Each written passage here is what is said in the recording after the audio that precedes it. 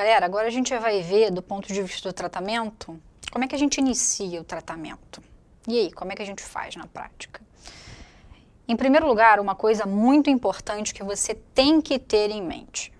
Controle de asma é igual a controle de cenário. Você tem que controlar o cenário e não apenas os remédios.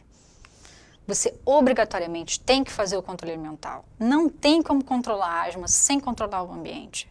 Fundamental explicar para o teu paciente a importância disso e você também aplicar isso, perguntando ativamente sobre os gatilhos a que ele está exposto, se a casa dele está com poeira ou não, como é que está isso aí, até mesmo no trabalho, tabagismo passivo. Isso é muito importante para você fazer uma consulta bem feita. Estilo de vida, você tem que controlar o hábito dos seus pacientes, você tem que eliminar hábito ruim, tabagismo, sedentarismo, tudo isso aí faz parte da consulta de asma.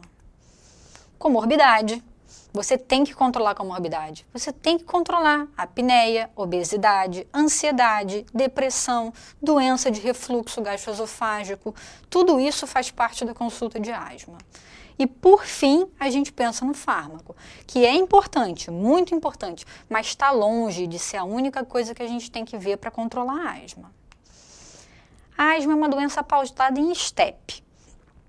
Os STEPs da asma, os famosos STEPs da asma. Você começa, literalmente do começo, na etapa 1 e vai avaliando como o seu paciente fica. Essa aqui é uma tabelinha da GINA 2019, atualizada. A GINA é a Iniciativa Global de Controle da Asma e é ela que norteia as condutas de asma no mundo inteiro. Essa organização é internacional, os grandes especialistas de asma se reúnem para fazer os seus protocolos, né? Então, por onde a gente começa? Literalmente pelo começo. Você indica a etapa 1 e aí você reavalia o paciente. Mas aí como é que você vai guiar? Se está bom, se está ruim? Como é que você vai guiar? Pelo controle. O que você quer da doença? Não é que ela fique controlada? Então é pelo controle que você vai se guiar. A famosa tabelinha, faz o ABCDE no teu consultório. O paciente vai chegar no teu consultório, você aplica o ABCDE. A partir daí você vê se ele está controlado, se ele está parcialmente controlado ou não controlado.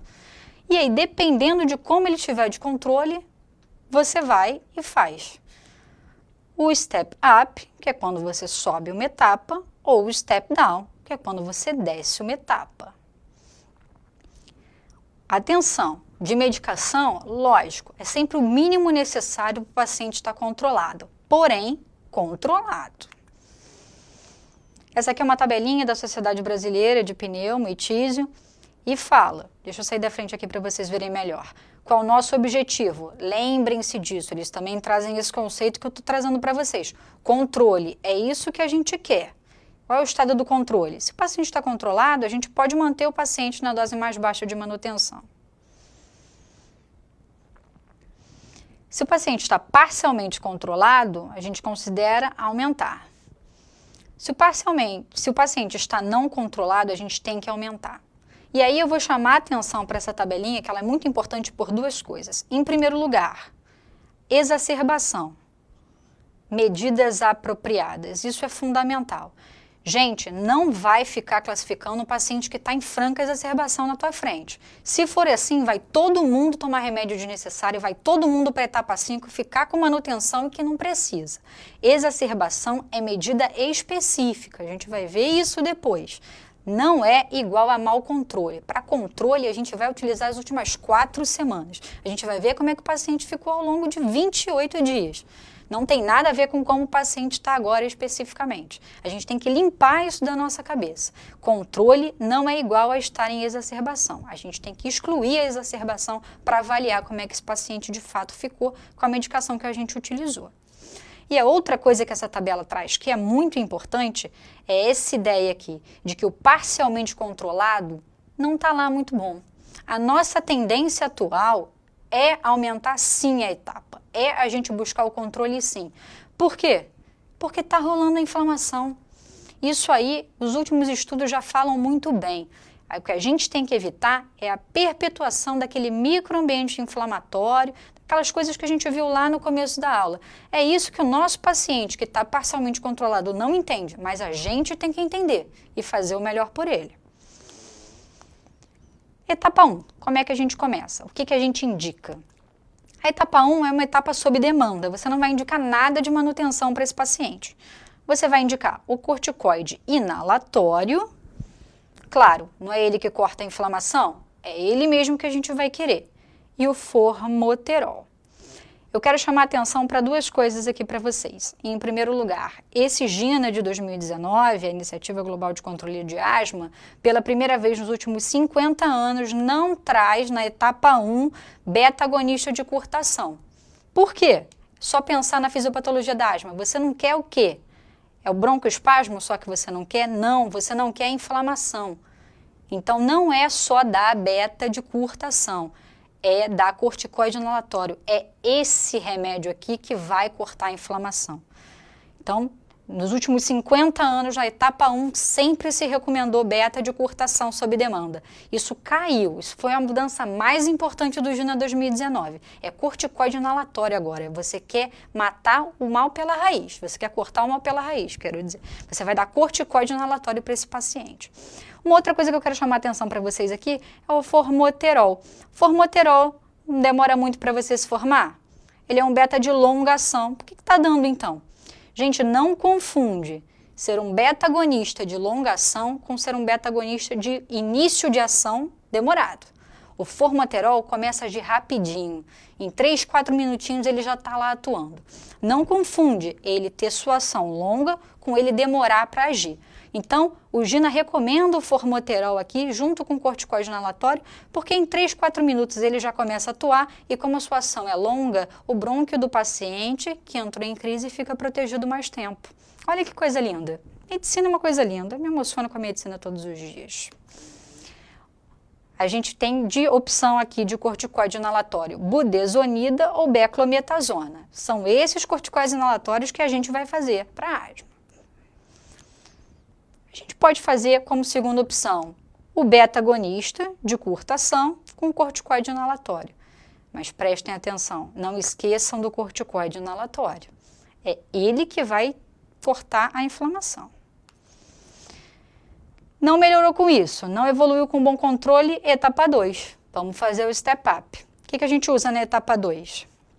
Dose baixa de corticoide inalatório. Seu paciente não ficou bem controlado, etapa 2. Corticoide inalatório, dose baixa. Sob demanda, corticoide inalatório com formoterol. É uma opção também. Não está errado, pela literatura, pelo GINA, os maiores especialistas de asma do mundo, manter o corticoide inalatório com formoterol sob demanda. O GINA deixa isso claro, mas como segunda opção. Por que como segunda opção? Porque você está atrás do quê? De parar a inflamação. Se ele não ficou bem controlado sob demanda, dificilmente vai ficar sem. Então, a nossa tendência é fazer a primeira opção da GINA, que é corticoide inalatório dose baixa. Outra opção, antileucotrieno. Antileucotrieno, excelente opção para quê? Para aquela asma que tem aquele perfil deflagrado para a S-AINE. Mas presta atenção, hein? Mesmo para esse perfil, ela não é etapa 1. Você vai usar só na etapa 2 como terapêutica adjuvante, como opção.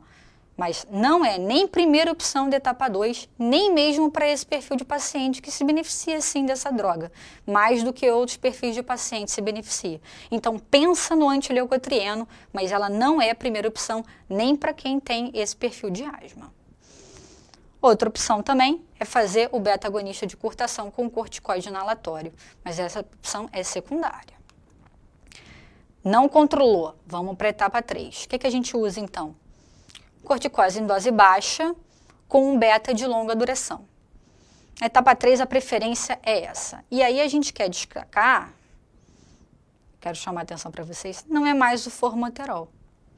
Não necessariamente, até pode ser, porque ele é um beta-agonista de longa ação. Mas não precisa, pode ser outro beta-agonista de longa ação.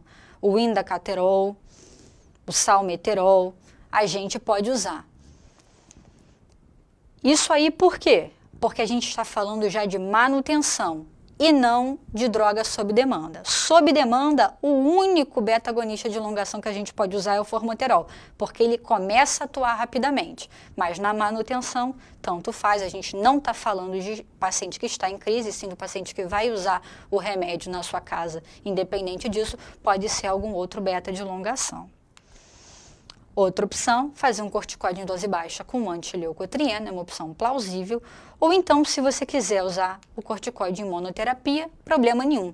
É só você aumentar um pouquinho a dose. Então, corticoide em dose média, você aumentou um pouquinho a dose, pode fazer imunoterapia na etapa 3. Etapa 4. Etapa 3 não controlou o paciente, a gente vai ter que ir para a etapa 4. O que a gente usa? Corticose em dose média com um beta de longa duração. Nota aqui, qual é a diferença da escolha da etapa 4 para a etapa 3? A dose do corticoide. O que mudou foi isso. Lá era a dose baixa, aqui a dose média. É o que você fez. Primeira opção pelo GINA, de etapa 3, corticoide dose baixa com LABA, e aqui na etapa 4, corticoide dose média do LABA. O que você fez de primeira opção para outra primeira opção, de um step para o outro, foi aumentar a dose do corticoide. Outra opção plausível, corticoide de dose média, um beta de longa e um antileucotrieno associado. Faz uma terapia tripla, vê se controla melhor esse paciente, ele já está na etapa 4, hein? Cuidado. Dependendo do perfil do paciente, principalmente se ele fumou, lembra que eu falei que o tiotrópio era bem usado para DPOC? O paciente tabagista, aquele asmático que fumou, então, ele pode se beneficiar do corticoide de dose média, o beta de longa e um tiotrópio, por exemplo. Ou então, você quer fazer monoterapia? Problema nenhum. Qual é o segredo da monoterapia nos steps? Aumentar a dose do corticoide. Então, corticoide dose alta, você pode fazer. Monoterapia, sobe a dose. Com beta junto, era dose média na etapa 4, o corticoide sozinho é dose alta. E na etapa 5, nada disso aí controlou. Vamos lá, não tem jeito. O que a gente faz? Sobe o corticoide. Corticoide inalatório dose alta, com beta de longa ação. Outra opção, dessa vez a gente vai fazer o corticoide oral. O inalatório não está lá resolvendo muito bem, coloca um corticoide oral em dose baixa. É uma opção também. E o que é obrigatório quando a gente chega na etapa 5? Estudar fenótipo. Lembra que eu falei que a classificação de fenótipo era uma classificação mais moderna, porque ela permitia empacotar os pacientes de acordo com o perfil, de acordo com qual via estava mais deflagrada, para ver o que a gente ia fazer de imunobiológico. Esse é o momento da gente usar ele.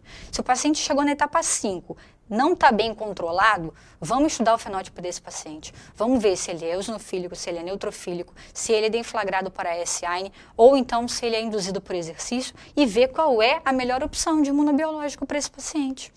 A gente pode dar anti-GE, que é o omalizumab, anti-interleucina 5, mepolizumab, reslizumab, ou anti-interleucina 5R, né, receptor de interleucina 5, que é o benralizumab, ou o antirreceptor de interleucina 4, do pilumab, que a gente acabou de ver.